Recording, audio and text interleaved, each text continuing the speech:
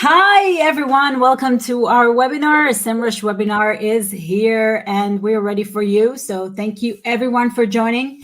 I'm really happy that you made it. So we're going to wait a little bit for everyone to join, but we have amazing guests here.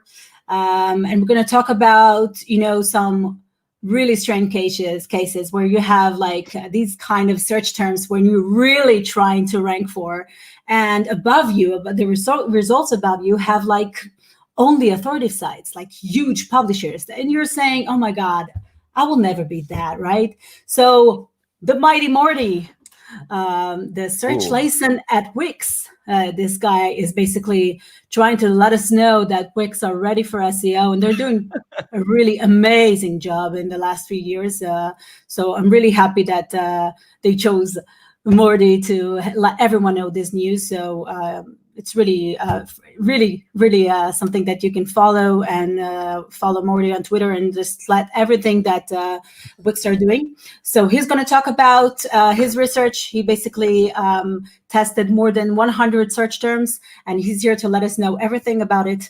And we have Joe Meola from Syria Interactive in our panelist, and we have Orit Mutznik, my bestie. I love you. Head of SEO at Silkthread UK, and we're ready for you. So Mordy, what's up with you? Can you let us know what's up with Wix? Yes. Okay. So there's a lot. Wix is okay. I know where to start. First off, there's an amazing, huge team behind the Wix product for SEO. So it's not me. I'm just a mouthpiece. I'm a little more than the mouse, but yeah. So big shout out to Nati Elimelech and the rest of the Don DeJaffe, all the people who are working on the Wix product, because over the past year or so, there's been an amazing improvement and a continuing evolution in what Wix is doing for SEO, and a lot of things you think you can't do, you actually can do, and you've been able to do it for a while. So if you follow me on Twitter, which I'm assuming everybody here is already, you can see all the things that we're doing, right? And it's really exciting because there's a lot going on. There's a lot in development, and there's a lot of new updates that are continuously rolling out and happening. So it's kind of like a fun place to be at this point. Yeah, and super exciting also to see how a product can be so important for SEO, and how SEO can interfere with product issues. So this is something that really amazing job. Orit, what's going on in UK? Like the cold UK. Yes, it's very cold. It's very gloomy. It's very locked down. But we're making it work. So very happy to be here with the amazing Liraz, Mordy, and Joe. And so I've, as Liraz says, I'm the head of SEO at Silkthread, which is a women's fashion brand. I'm supposed to tell something funny about me. Is that the point where I do that? Go ahead. So something funny about me, I can be very persuasive. So one time I was struggling to get SEO budget. So I got into an elevator, or a lift, as you would say here, with the CEO of the company that I used to work for, eToro. And by the time we got to our floor, I got $1 million. So $1 million. That's like for you to keep? For me, I bought a pink Lamborghini. No, for SEO. Amazing. So this is a shout out for everyone out here that needs a budget for SEO. Just take Orit with you in the elevator. I have it. That's amazing. I used to have it. Joe, how are you? I'm doing great. How are you doing today? Great.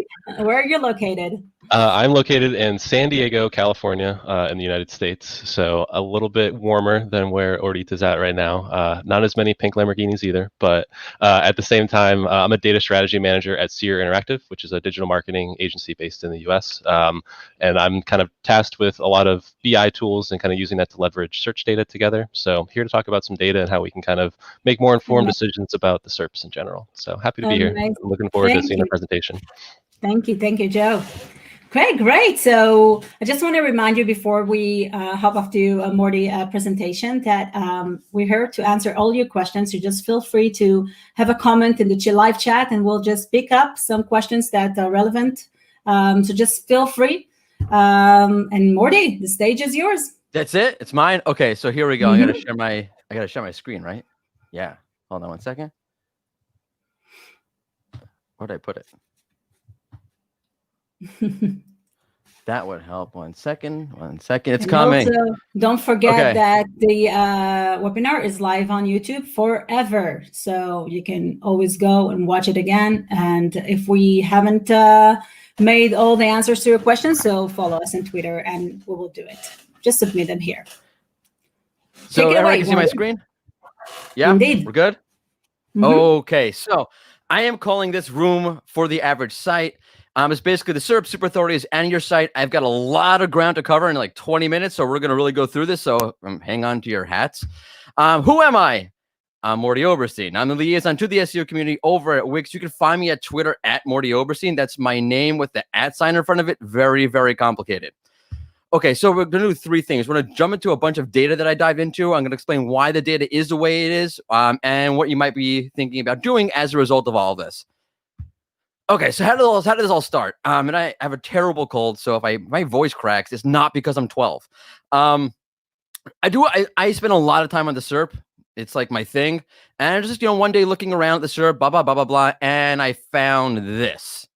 What is this? It's a keyword for heart attack prevention. And basically, you have a bunch of websites here, and all of these websites are super authorities. They are websites you cannot compete with: the Mayo Clinic, Healthline, the CDC, and so forth. Now, the question is, to what extent is that happening? Is that like a one-off? Is it like really prevalent? Obviously, it's not a one-off, or we wouldn't be doing a webinar about this. So what did I do? So to sort of explain like what this is all about, I'm going to actually walk you through like what I literally did, and it was painstakingly difficult. You'll see why. Here we go. Just totally skipped that slide. It's totally fine. Okay, so let's go back to this heart attack prevention SERP. And what you basically have here are, I broke down the SERP by site type. What are my site type? So here you have 3 super authorities. You have like a super authority is a site like the Mayo Clinic or WebMD. In this case, you have WebMD on the page. You have the Mayo Clinic. You have Healthline. Then I said, okay, how many .govs or .edu sites are on here? Also sites you can compete with, sites like WHO or the CDC and so forth. And how many national organizations are there? Like in this case, you have heart.org, which is literally, if I'm not mistaken, that is the organization on the Cheerios box. You are not competing with the .org that's on the Cheerios box. And there are 0 of your average sites on this page, which means that there's no room for you on your site unless you are healthline.com, in which case you don't need to be at this webinar. Well, it's probably worthwhile anyway. Okay. So again, how likely is this? Also, not only how likely is this, but what happens if we change things up and we go really specific with the query? Take this one. Can injections help with constant cluster headaches above left temple? That was a real question that I found online. So again, I did the same thing. I did this 200 times. It was really annoying, but it was really cool. Again, you have, in this case, 3 super authorities. Again, that's like your Mayo Clinics and your WebMDs of the world. You only have one .gov or .edu once you go more refined or more highly detailed in the query. You have 1 national organization again, and you have 5 of your average site. And I'll break down what I mean by your average site a little bit. Like, don't freak out. I will explain what that means.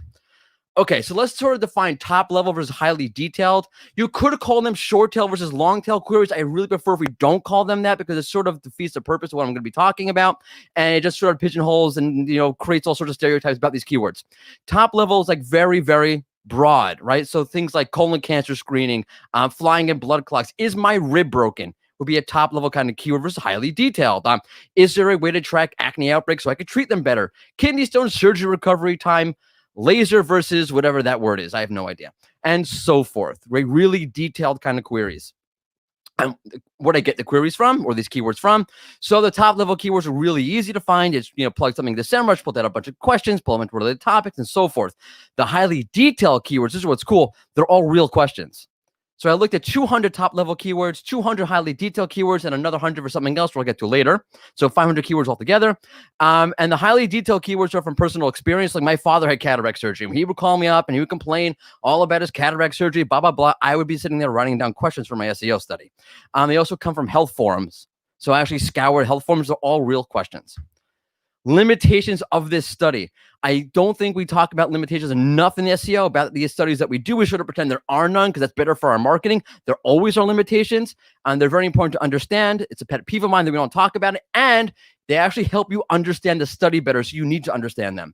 Okay, so first off, I only looked at one vertical, health. Now, you can take what I'm saying and apply it to other verticals as well. Not saying no. I only looked at 500 keywords, not 5,000 keywords, mainly because there is no tool that will break down the SERP according to super authorities and .orgs and blah, blah, blah, blah, blah. And I had to make a lot of judgment calls. I'll give you a great example of this. So .org could be something like Heart.org or the March of Dimes, nationally recognized super authorities, or it could be some nonprofit that has a .org. And I had to make some calls and do some research to see, like, basically, like, is this a real .org that's a nationally recognized organization, or is this, some site that's a .org? Let's dive into the data. And before I do that, I'm just going to say, like, the slides are available. I'm going to quickly run through the charts. Charts are not built for webinars, but here we go. So these are 200 short tail, or we'll call them top level health queries. Again, those keywords like, is my rib broken? And if you break down the top 10 results on the SERP, you get 3.5 of the top 10 results. It's a half because it's an average. You can actually have a half on the SERP. That'd be ridiculous. But 3.5 results on average were super authorities. 2 out of the 10 sites were .gov or .orgs, right? If you go to the right, only 1.5 were topic specific sites or a general health site. Let me explain what I mean by topic specific site. Let's take the keyword heart attack prevention. A topic specific site would be a site that only talks about heart attack prevention or heart attacks or heart health. That's all they do. And they're not a super authority. A general health site would be something like your local hospital, your local doctor, some sort of blog or whatever it is about general health information. I understand charts. Running through this really quickly. What are you looking at? I broke it down for you because I am a good presenter. 70% of top level health queries produce sites on the SERP, 7 out of 10 results, that's 70%, that you cannot compete with. Super authorities, .edus, health journals, national news sites, and so forth. That's not a lot of room on average for you to play with. Now, in other words, think of the SERP as having slots. There are 10 slots, 7 out of 10 are not for you. Not great data, not great stats for you. Now, let's say we go longer tail, or I'll call them highly detailed, highly nuanced queries, like if I have a headache in my top left temple after cataract surgery, what should I do? So here you can see the data sort of explains itself, right? Super authorities drop down from 3.5 to only 2 out of 10 super authorities for these longer tail health queries, and topic specific sites jump up from 1.5 to 3. So again, what are you looking at? The slides will be available. You can take a look at the charts all you want later, but I'm going to run through this rather quickly. It means basically like this: 50% of the SERP is available to you once you go highly specific with these health queries. So whereas before with the top level health query, like is my rib broken, heart attack prevention, 70% of the SERP was not accessible to your average site.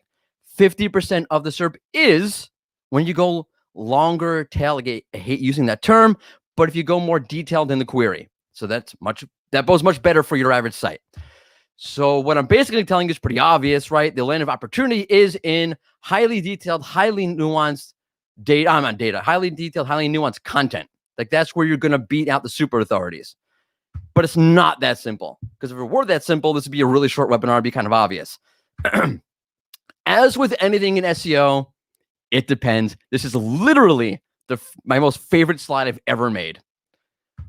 Why does it depend? Because what I noticed was I was looking through this data, like particularly the top level health queries, there are various subtopics or health topics, subtopics in health that didn't perform the same way, whether it was eye care or eye surgery or autism, those kind of keywords, like the data just didn't line up to the general data set overall. So what I did was I took another 100 keywords and I went back. In this case, I took 100 top level autism keywords. So keywords like is autism Asperger's, borderline autism, autism facts, like really like broadly reaching top shelf keywords. And I ran another 100 of these, and the data is very different. Okay, green is the 200 keywords in the short tail top level keyword data set overall. The black bars are the 100 top level short tail autism keywords. And as you can see, less super authorities, way more topic specific websites. Really interesting. All right, and again, I'll break this down for you because I'm going through this really quickly. Whereas 70% of the SERP was not available to your average site for top-level health queries. When we went top-level autism keywords, only 55%, not 70% of the SERP was not competitive, meaning that you can compete on 45% as opposed to just 30%. The question is why? Why did autism keywords behave differently? What does that tell us? One of the most obvious things, and there were a few things, I can't get into all for the sake of time, but one of the most obvious things about these top-level autism keywords was there's just so much content out there. there's just an unbelievable diverse set of content around autism. So many websites, so much deep, nuanced, really good, amazing content about autism is out there. And that's to say there's not that kind of content for, let's say, heart attack prevention, but it is not nearly as much and not nearly as prolific. In other words, what I think happened here is that Google profiles the vertical, and John Mueller sort of mentioned this at one point about how they understand what's good versus not good content. They understood that, hey, when we look at heart attack prevention, we only see X number of really good content availabilities out there. But when we look at autism keywords, top shelf autism keywords, top level autism keywords, there is so much content out there, and it's really good, nuanced, detailed, highly authoritative content coming from your not typical super authority. So deeply diverse content equals a deeply diverse search results. In other words, Google saying, hey, there's diversity in content that should be reflected on the SERP itself. Also, another reason why I think this happened is because, look, WebMD is great. Okay, WebMD is an encyclopedia of the entire, health spectrum. However, that becomes a little bit hard when the content is not encyclopedic. In other words, and I know this because I have a son who has high functioning autism. Autism is a very nuanced topic. There's a lot of gray area. There's a lot of questions. Nothing is really set in stone the way it is, let's say, for heart attacks. So what you end up writing, or what you need to write when you deal with any autism topic, is far more detailed and far more nuanced than something like heart attack prevention or Parkinson's disease, things that are much more clear cut. So a site like WebMD, which is doing basically an encyclopedia of the entire health world, and WebMD does a great job going deep, but it can't go deep enough. In other words, if you're covering every topic in the world of health, there's no way you're going to be able to go as deep as you need to for a topic like autism. So there's the encyclopedic content of WebMD, simply, and as good as it is, can't go deep enough for a topic like autism, where there's so much nuance involved, even in the most basic topics. What I'm trying to tell, the moral of the story is, if you want to win, if you want to be able to compete with a super authority, you can only do it with really, really detailed, really, really nuanced, really high level, deep content. That gives you an advantage because that increases your relevancy. And I'm going to get into this a little bit deeper now. You have to understand, I'm going to get a little abstract here because I love SEO abstractions, so just bear with me. We generally think of the SERP as a linear thing. There's your 10 blue links, there's your SERP features, these are my competitors, these are the keywords I'm trying to rank for, these are the keywords I rank for now, and blah, blah, blah, blah, blah. However, the SERP is almost, and I urge you to think of the SERP as a living, breathing dynamic. It's an ecosystem. It's a dynamic relationship between Google, your site, content, all these things. And there are multiple ecosystems within the main ecosystem, right? Like the ecosystem that we saw for top level health queries that relate to heart attacks or Parkinson's, it was not the same ecosystem as we saw for autism keywords. And it's important to understand that ecosystem overall. And the ecosystem overall right now is, and this is good for you, is pointing towards being specificity. I hate that word. I always bungle that word. It's a tongue twister. Say that 10 times fast. Specificity. That's seen through the core updates, which I'll get into in a little bit. Not too much, because again, not so much time, but I'll get to it in a little bit. And the layout of the SERP, meaning everything Google is doing is urging you to create highly detailed, specific content. And as much as we as SEOs don't want to do that, that's where Google is pushing us. And I think you can't fight City Hall, but we'll get to that later. What do I mean by the SERP layout? Okay, and there's a million examples of this, but I'll get to I love this one. It's these top level bubble filters. So let's take, like I'm going to go on vacation. So I'll search where to go on vacation. So now Google shows me these these bubble filters of all the different months. And if Google was getting better at this, it would just show me seasons, but it doesn't right now, but fine. And I'm literally thinking about it because when COVID is over, I am going on vacation in the winter of 2022. That's my goal in life right now.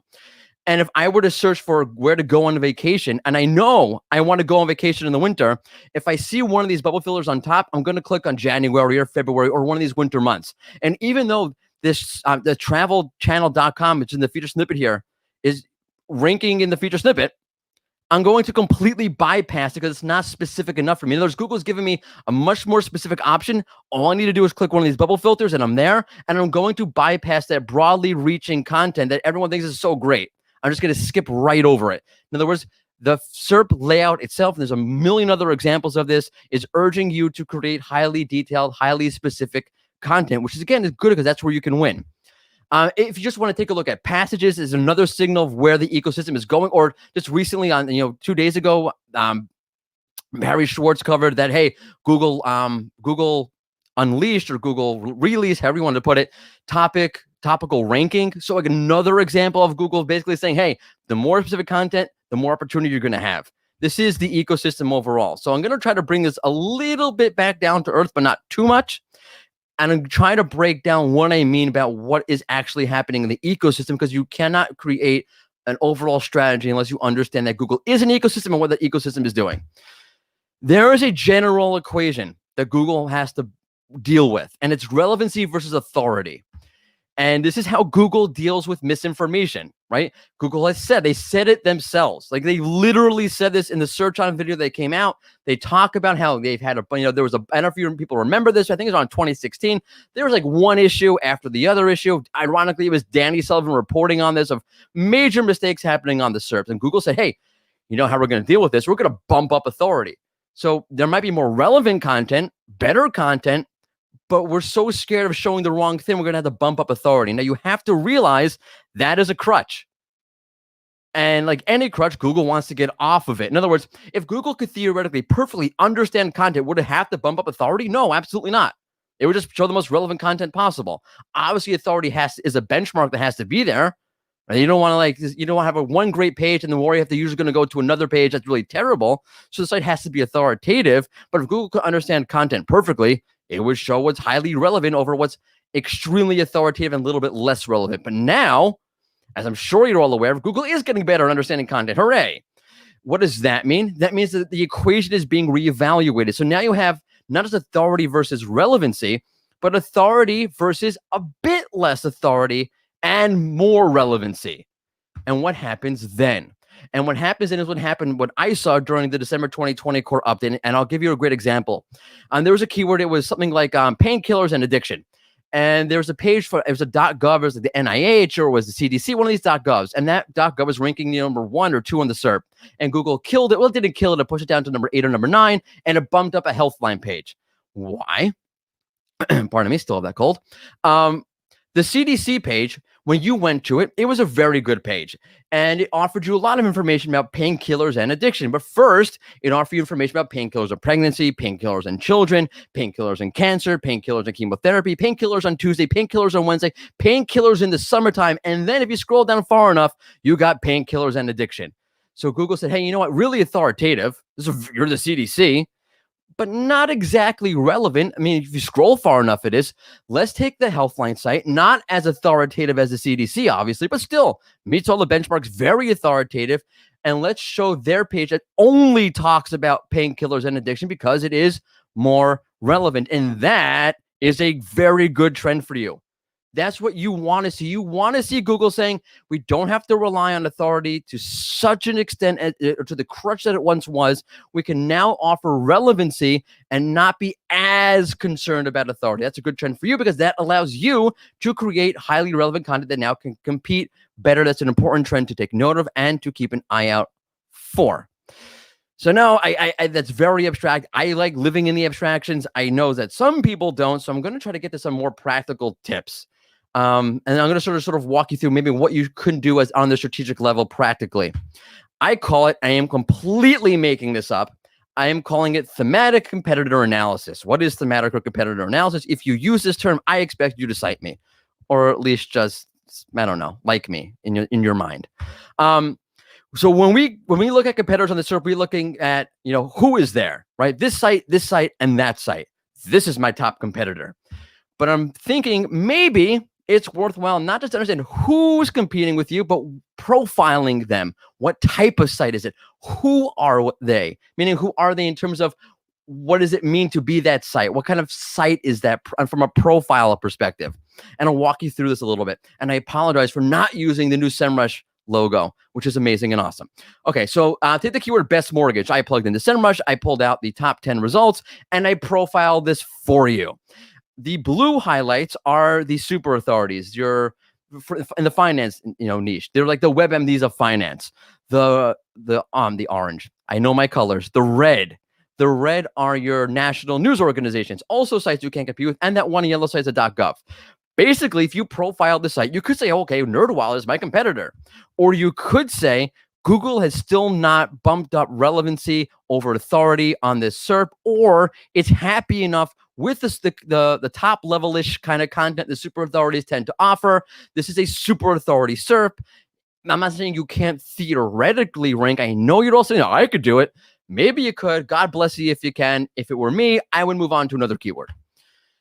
Also notice that there are going to be, I'll call them hot terms, like, words that Google sees and makes them go, whoa. We have to go authoritative here. So take the keyword privacy issues with technology. Not every single, like one of them is not.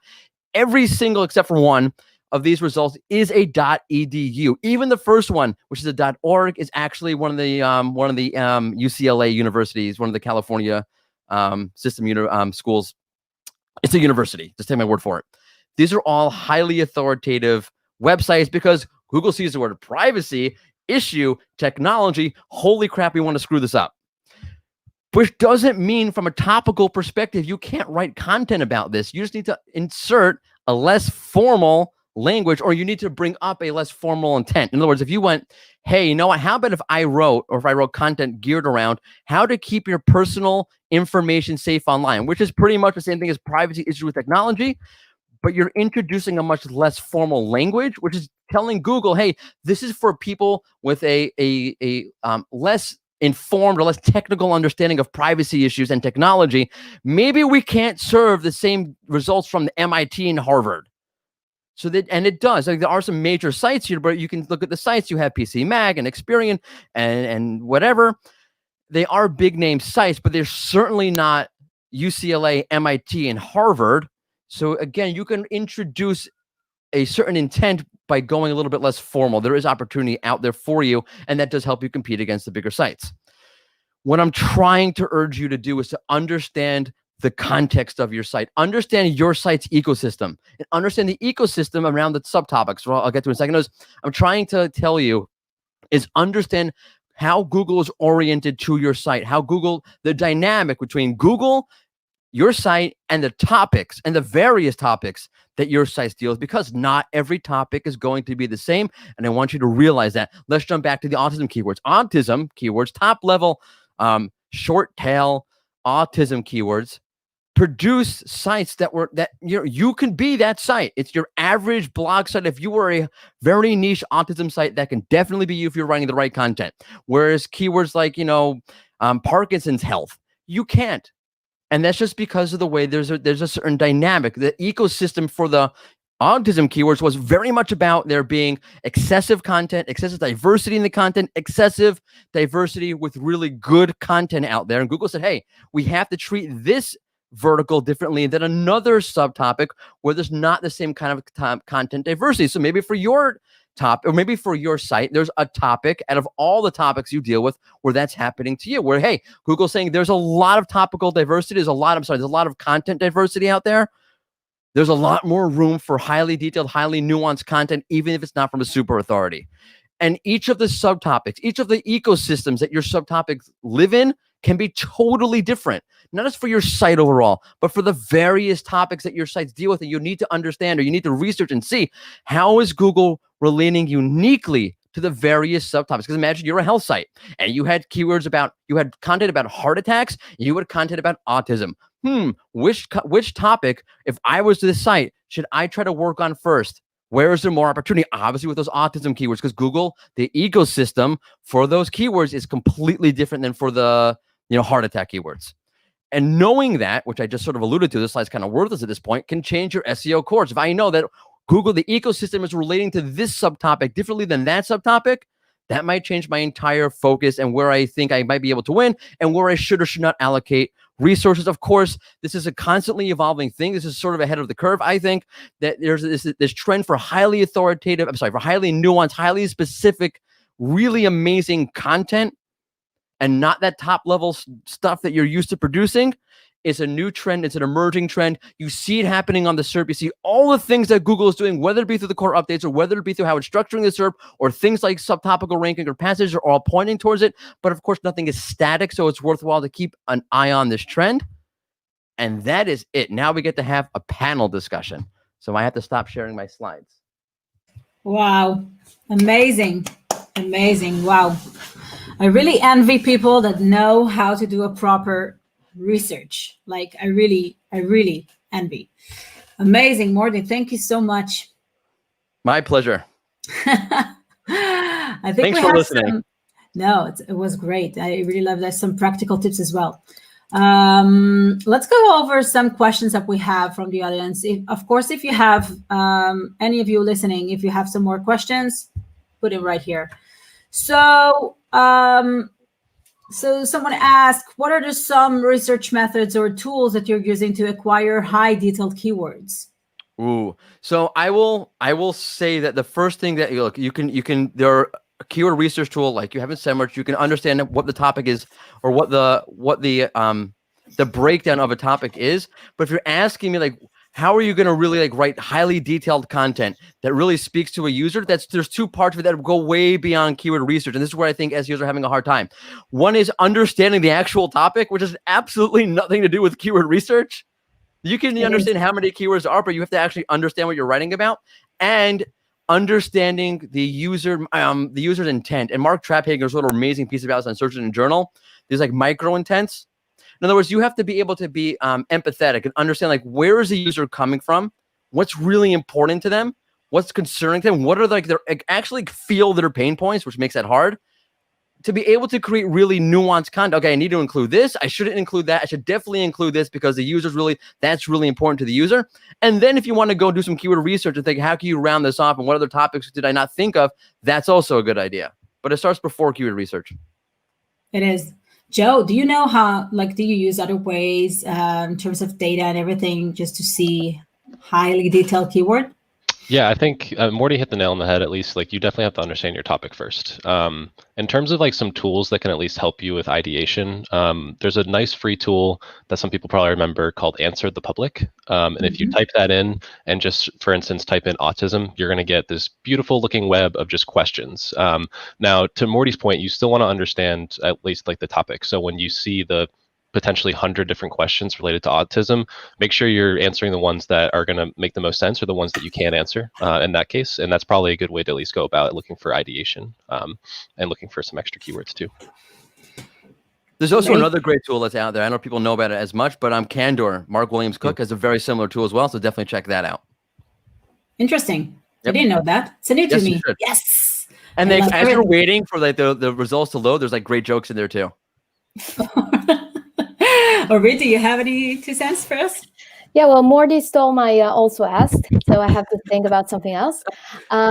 So yeah, definitely Google Trends is something that I always turn to when I'm looking for long tail keywords. I think that it's important to say that you should definitely not take search volume into account, because a lot of people get deterred by really low search volumes, whereas this really connects to what Mordy's saying. If you're going highly detailed, ignore that entirely, because you're probably going to take all the chips, like win everything, because you're going to be the only one or maybe out of a few people writing about it. And I've seen from content that we've done that had like double-digit searches, that is probably one of my most revenue-driving content on site. I'm talking about e-commerce. So that's something that search volumes are incredibly skewed. And if you want to be an authority about a highly detailed niche, so put that aside and just focus around bringing the best experience you possibly can. And then people will just find you because you're unique and you have high-quality content. That's great. And also what I really love at Semrush, there is like in the keyword magic tool, you have an option to search for questions that people are asking. So sometimes it's really low volume, but it's really so relevant. And you can use it in so many ways for FAQ, to write a whole article about a specific question. So just use this feature. It's amazing and super accurate. Someone asked here, it's like how accurate keyword tools like Semrush. This is my go-to. I don't remember like how the Google Keyword Planner looks like. Sorry. Exactly. Like, this is my I also wanted to say, sorry, you reminded me. So Keyword Tool IO is a tool that I use all the time. It basically is a much better version of the Google Planner API. And it has so many insights, and it has Google Trends embedded in there. And essentially, whenever I Also, one use for that is also something that you shouldn't forget about is branded keywords, for example. So if people search for your brand, people might search less for that, but it's hyper relevant as well. Just as an example of something hyper relevant, people are searching for something in relation to your site. So if you actually provide the content in the form of an FAQ or an article, so that really has an extreme success, as you would say, because it's hyper relevant, it has demand. So yeah, Keyword Tool IO, another good tool. Amazing. So it's a question for Mordy. Mordy, why do you dislike the term long tail keywords? He likes how much time do you have? Okay. On one foot, I don't like a lot of these terms because it takes us away from the idea. It keeps us in like that keyword research mode, but I want you to think more from the content perspective. Like think less as an SEO and more as a content creator, and think like, hey, what does this topic actually mean? What does this phrase actually mean? What's deep in there? Like what's embedded in this phrase, as opposed to thinking about search volumes and keyword difficulty and blah blah blah. So that's why I wanted to keep it away from long tail. Great answer. Okay, so here's a question from Jason. How do you think the topic layer will affect the SERP and how we can take advantage of it in 2021? Joe, do you want to take it?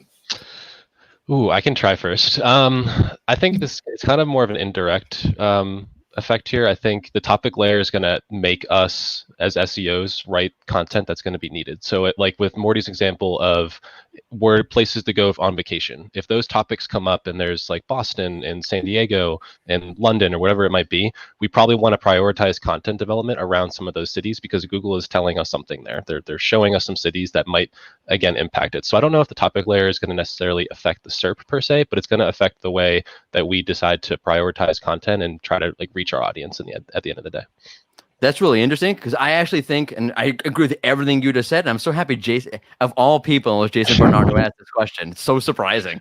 I think it will. I think you see this now, by the way, with the COVID SERP, right? You have like the menu on the left-hand side of the page, whereas if you get so specific, at a certain point, the functionality has to change. Like, let's say the subtopical ranking. Let's say you have like, I don't know. I think the example Google gave was exercise equipment. So now you have a result about cheap exercise equipment at home, exercise equipment you can store away really easily. And the problem is if each result is just like one other subtopic, then you don't have enough diversity on the SERP. Like if I only want cheap exercise equipment, and now there's only one result about that, and 9 other results about another 9 subtopics, that doesn't work. So if Google does want to offer a lot of subtopics and a lot of detail, it's going to have to offer another layer to make it multifaceted so that you can have enough results.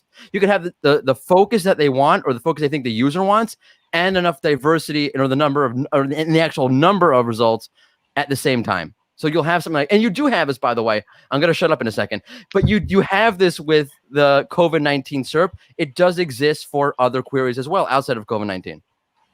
Exactly. And also, I think it's going to shuffle the SERP a lot. Like we're going to see a lot of changes, a lot of ups and downs, a lot of dances. Like this is how it's going to be in 2021.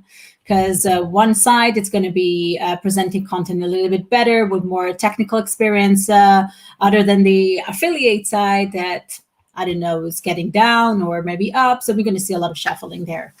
That's good. Okay. Orit, it's a question for you. Do you recommend incorporating high detailed keywords within your meta tags or within your technical SEO practices?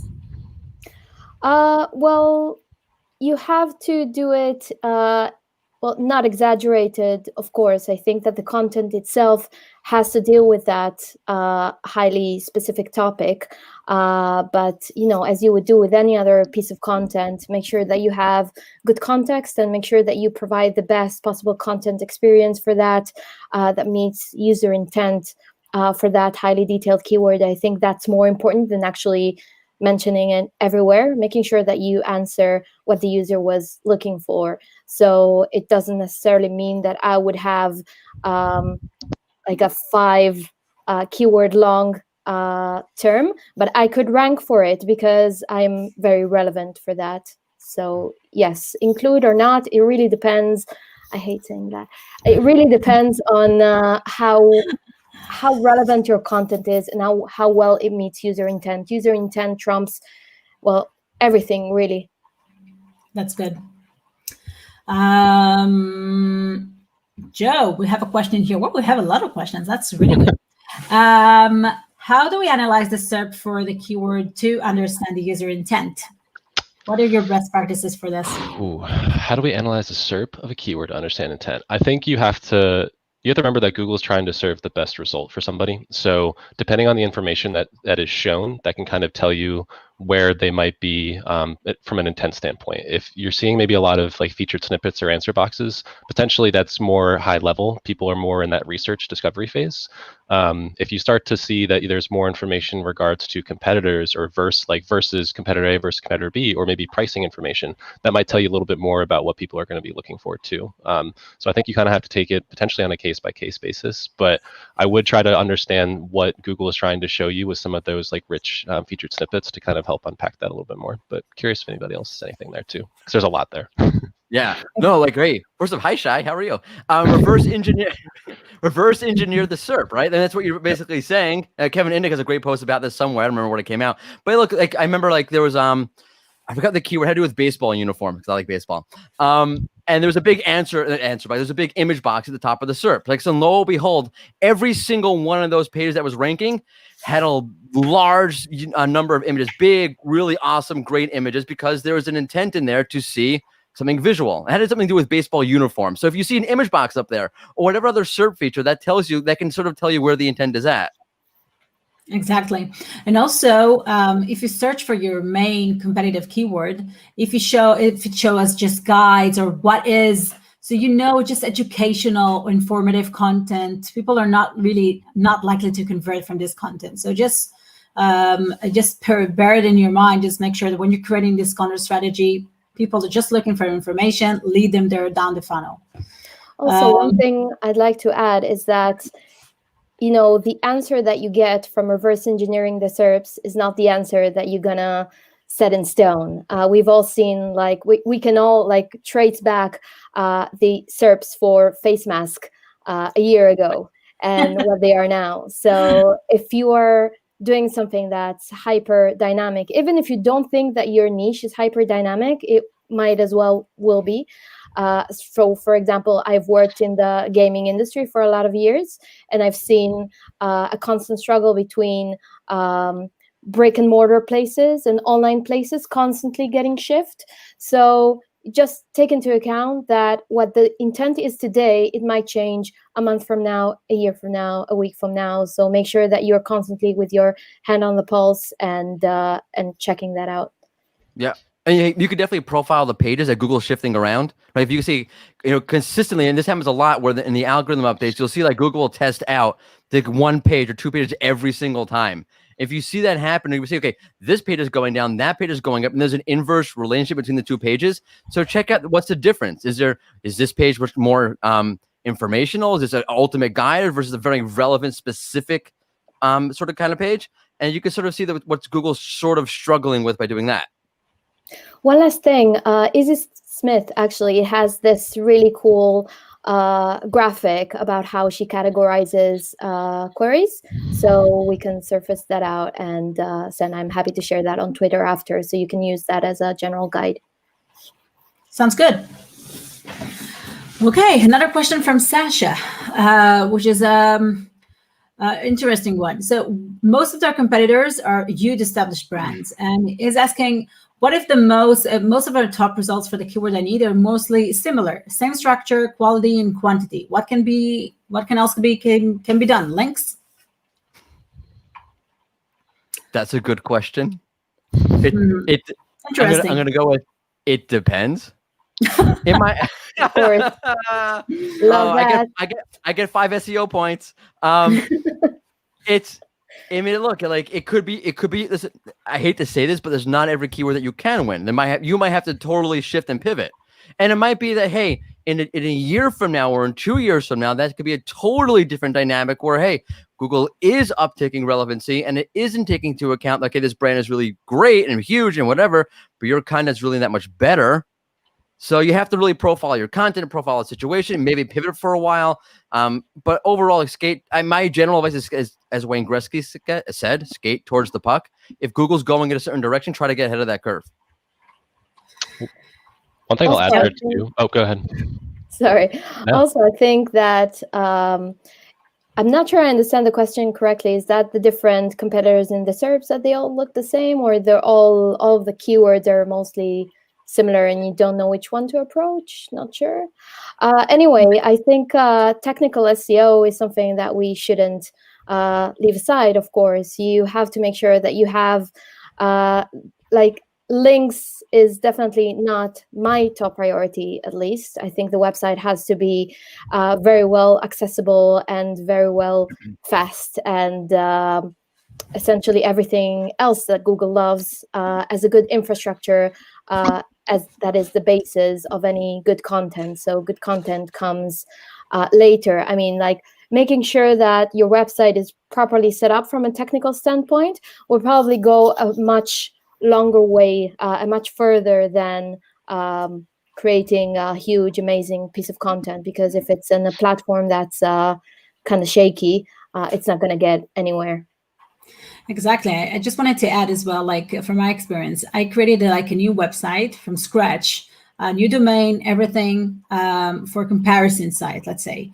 And above me, the results that I'm trying to gain, like the keywords, were like for main huge publishers in the health area, food area, anything that you can name it. It's like even Forbes.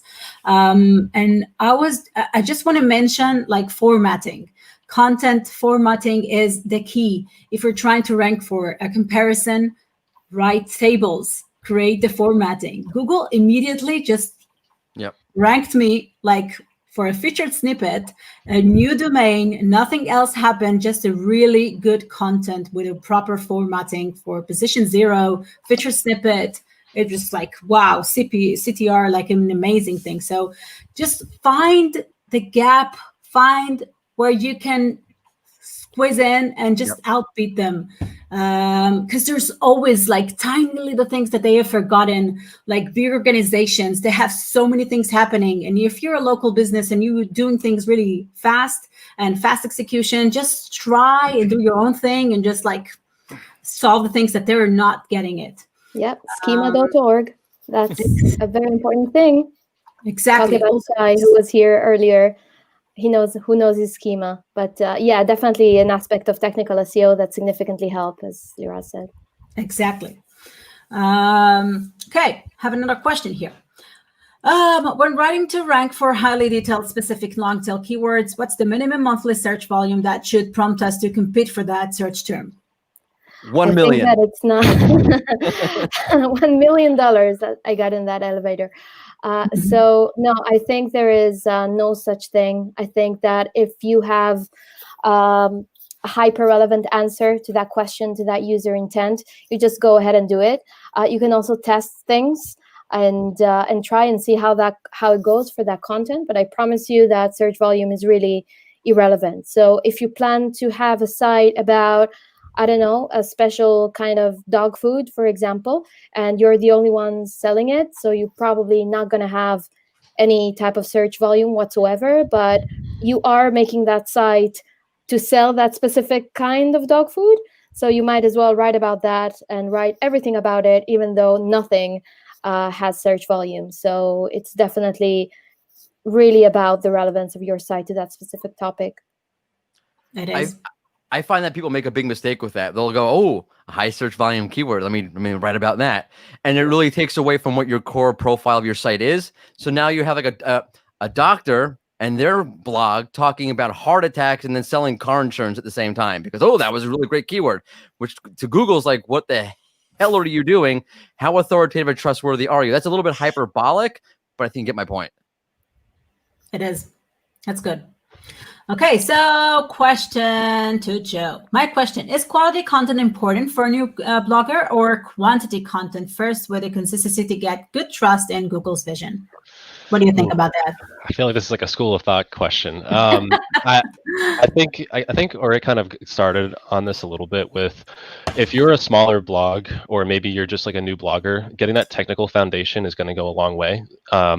I think at the end of the day, I would probably lean towards quality over quantity. If you're producing quality content that is shareable, that is resonating with your audience, that's going to do more than you writing 2 blog posts a week that might not be related to each other at all. So I think having that good technical kind of foundation is a good start, and then making sure that when you are starting to write some of that quality content, you're writing it in a way that kind of speaks to your brand and kind of what you're trying to go for with your site. But I'm just curious if there's people that are on the other side of the coin with that one. Whoa, there are? I don't know. There might be. I know a novel idea, but you have to think about what happens when the user gets to that content, reads it, and then says, "This is crap." I mean, the devil's advocate there is, if you have a lot of content on your site, then you're keeping people potentially engaged with your site more. So if you don't have a lot, if your site is smaller, then obviously they're not going to be spending a lot of time on the site. But again, if they came to your site to get an answer to a question that you successfully answered, then that's already going to kind of put a mental note in their head that, you know, they can come back to you eventually. So I would, again, lean towards quality over quantity. That is quality, right? If you answer the question, that's quality. Exactly. Sometimes you can even you can find a way in between, because not every piece of content has to be a Wikipedia type piece. I know that we are very much tend towards that. As SEO, we gravitate towards the long, authoritative, and every little blogger thinks, okay, I'm going to write a complete guide, and that will probably not work as well, because it depends. Again, it depends on the type of site that you're running. But for example, if you run, again, I'm coming from fashion, so I give that type of example. So if you come from fashion, so you can do both. So you can have a complete guide about a style, for example, but writing complete guides takes time and thought behind it, because you want to be useful, not only shoot long, authoritative content out there. So in the meantime, you don't have to do just that. You can throw away, again, I'm not saying that it's less quality, it's just a different purpose, but you can put up there like fun little listicles with things that you know that you use a lot. For example, for us, it's like top selling pieces, because our customers are really engaged. So the kind of things our users are trend followers, so they'd like to know what everybody else is buying to buy it too. So these are posts that are very easy for me to put on the blog, quite short, etc. But those are extremely well performing. So it doesn't have to be like a very complicated guide. It can be something quick, but that something quick and that something big, the thing that they have in common is that they answer user intent. Like people who are interested about that kind of thing would love that, would shop from that, and it's easy to do because they don't have to read 1,000 words that the kind SEO has put together for them. So that works too. That's a really good point, because like, let's say you write an ultimate guide, but like, I love that. I love the fact that SEOs love ultimate guides, but let's think for a second. I love them because why? Oh, you'll now rank for 20 million gazillion keywords with one piece of content. But that also means like that was what that's my example of the CDC. Like, but in order to get to the actual answer that you want, now you have to scroll through 400 pages, and maybe that's not as relevant as you think it is.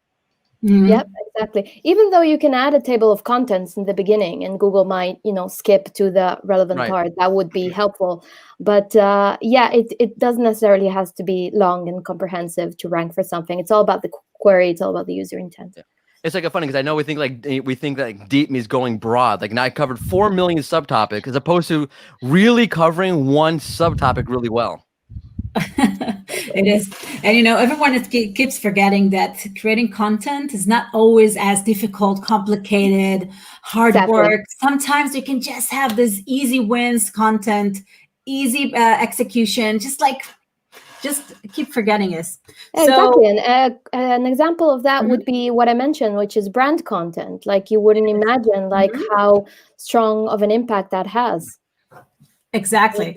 Put it because you have that information, so you put it together and that's it. Think simple. Think for the users. Just do it. Exactly. I think we have 5 more minutes, so I want to get in maybe the last question. So this is for Mordy. How I might incorporate Mordy's advice about all this research? Can it be executed for local SEO practices? What do you think about that? Sure. I mean, if you have something real, and then I mean, maybe perfect for local SEO. Like if you have a really competitive niche or really competitive, industry or business or whatever you want to call it, and you're able to write some really great deep content that really speaks to what your users are looking for, then that could be an amazing win for you. You might forget like competing against super authorities. You might be creating content that no one's created at all before, or very few people have created at all before. And yeah, it might not be 1 million users coming in. It might be 10 users, but that may be 10 users that'll buy something from you that's very targeted kind of content. Mm-hmm. And that leads me to another question that I have. Like, what advice can you give for local businesses that's really got hit from the COVID situation, and they're looking to produce more content and easy content for them? What advice can you give them? They don't have tools like Semrush, and they don't have a savvy information. What can you do? What can you advise them?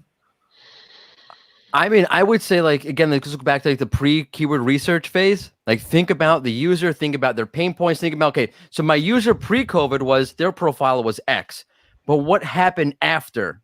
How did that shift? What are they now? Like, my user was X, now they're Y. How did that happen? Where did it happen? What does it now mean? And really empathetically understand. I really mean it, like, really to empathetically understand, especially around COVID stuff, where the user's coming from. And I think Google's actually done a great job with this. Like if you look in the local panel, the GMB profile, putting things in like, in-store pickup and all that information. When you show up there, you're going to get it right away. You're not going to stick around. You won't get Corona. That's Google doing what you should be doing. That's Google saying, okay, what does the user now want? What do they expect? How do the users shift from before to during or after the fact that there is COVID? And you doing the same sort of thing and creating content based off that. Exactly. Also, when all things fail, and not even when all things fail, so go back to your business metrics, go back to your bestsellers, go back to your most trending products, see how your user behaviors have changed on your side as a business, like beyond Google, and have that surface on the SERPs. And also, if you are a local store owner, let's say, and you have expertise like in a specific niche for really a long time, just remember that and create content from your own experiences. That can be a great value to all users, to all website visitors. And I think that's something that for us, it's like a gift from small local business owners, just to use their knowledge and not, we mainly take like content writers all the time, but for us, like, because we are the business owner, we know the best of everything. So use it. I think we have 3 more minutes, maybe 2 cents from each and every one of us. How to optimize new sites for EAT. What do you think about that? Obviously, author bios. I'm joking. Actually writing highly nuanced, highly detailed content is expert content, is authoritative content, and is trustworthy content. I think we forget about the EAT thing. Like, the content itself is what you're really trying to focus on and not the other periphery stuff, which does help. I'm not saying no, but that's my main advice. Great, Joe. I think that author bios is not that. Sorry. I'm so sorry. Orit, you're now Joe. Joe, you're Orit. No, go ahead. Sorry. So, yeah, I think that Mordy was kidding about author bios. I actually think that's important, but only if you actually have like authoritative authors. And it doesn't have to be that you have to employ professors on your site, but it's enough that you are, for example, a nutritionist and you're writing a blog. So it's not like, it would be a shame really not to use your expertise and to actually have it in there and explain what exactly gives you the right to give this this advice. So I think like the owner of the site, the experts that are joining on the site, that's really useful for EAT, along with a physical address or anything that would look like, it's an actual real site. Agree with you. And Joe? Everything they just said. But I think at the end of the day, the T is what I would call very important, the trustworthiness, because at the end of the day, you have to write that content that's going to establish a connection with your audience. So there can't really be anything unless you get people to kind of get eyes on your site at the end of the day. So I'd make sure that you do write to make sure that you're answering that question, just like we talked about before. But everything else obviously kind of plays hand in hand too. But as long as you write good content, I think the rest will kind of self-serve itself a little bit too. Exactly. But don't try to trick Google, for EAT. Don't try and do it like this person doesn't exist, everything. I don't know. Nah. No, don't. People are doing that? I don't know. Of course they are. Don't do it. Don't do it, because we really want authoritative sites to have the best information for all of us. Okay, so I think that's a wrap, everyone. I think we have, amazing questions, and we really enjoyed each other, I think. And also, Mordy, the research is amazing. Can you share the slides on Twitter? Sure. Please do. I can do everything. I live on Twitter. What do you mean? We know. You do. Oh, that's okay. Okay, thank you, guys. Have a great evening and a great afternoon, whatever you are in the world. I really enjoy having you, all of us here, and all of us that were listening on Twitter, Facebook, and YouTube. Join us for the next webinar on Semrush. Just stay tuned, and thank you so much. Thank you, Liraz. Bye.